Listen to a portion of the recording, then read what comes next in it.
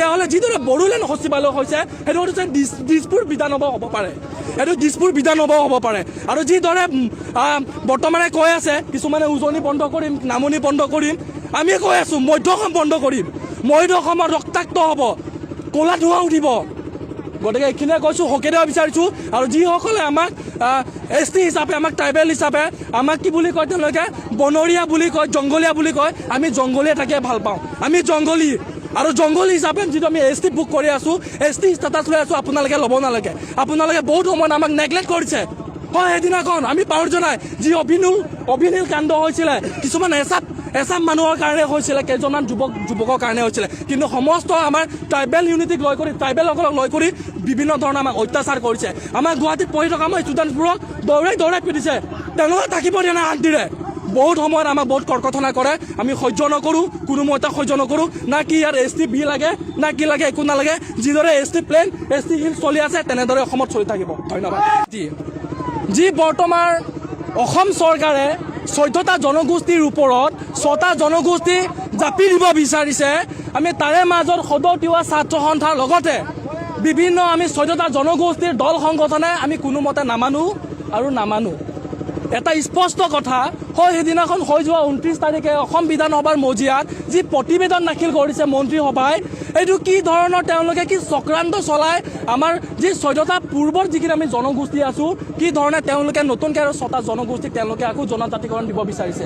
আমি স্পষ্ট ভাষাৰে তেওঁলোকক বুজাই দিব বিচাৰিছোঁ, সকীয়াই দিব বিচাৰিছোঁ, এই 6 জনগোষ্ঠীৰ জনজাতিকৰণ আমি কোনো ধৰণে আমি নামানো, আমি সম্পূৰ্ণ তাৰ বিৰোধিতা কৰিছোঁ সদৌ তিৱা ছাত্ৰ সন্থাৰ লগতে আমি বিভিন্ন দল সংগঠনে।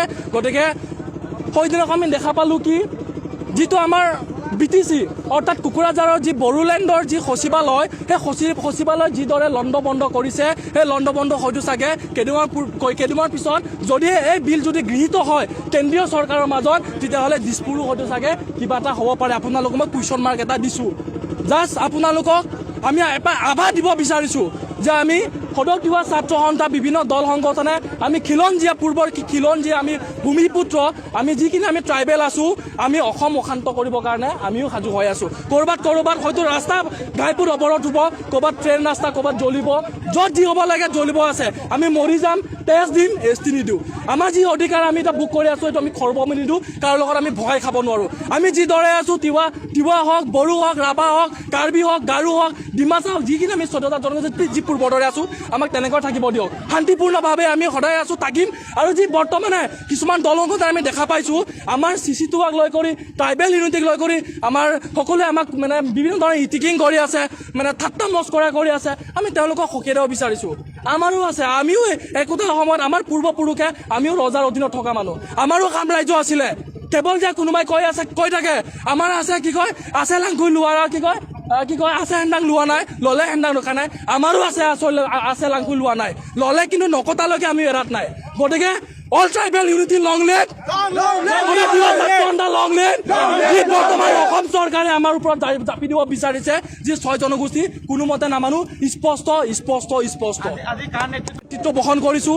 লগতে আমাৰ ইয়াত কঠীয়াতলিতে বসবাস কৰা বিভিন্ন আমাৰ যিখিনি আমাৰ এক্সিষ্টিং যিখিনি আমাৰ ট্ৰাইব আছে, গতিকে সকলোৱে ওলাইছে। ইয়াতে গাৰো হওক, ৰাভা হওক, বড়ো হওক, মেচ কছাৰী, সোণোৱাল কছাৰী, আমাৰ কাৰ্বি হওক, আমি সকলোৱে ভাই ককাই আহি কৰি আমি যৌথ উদ্যোগত তেওঁলোকৰ সহযোগত আমি এই কাৰ্যসূচী আজি আমি হাতত ৰূপায়ণ কৰিছোঁ। প্ৰায় 5,000তকৈ অধিক আমাৰ ইয়াতে ৰাইজ সমবেত হৈছে। অনাগত দিনত 5,000 নহয়, 5 লাখ আমি ৰাজপথত মানুহ লৈ আহিম। গতিকে ধন্যবাদ।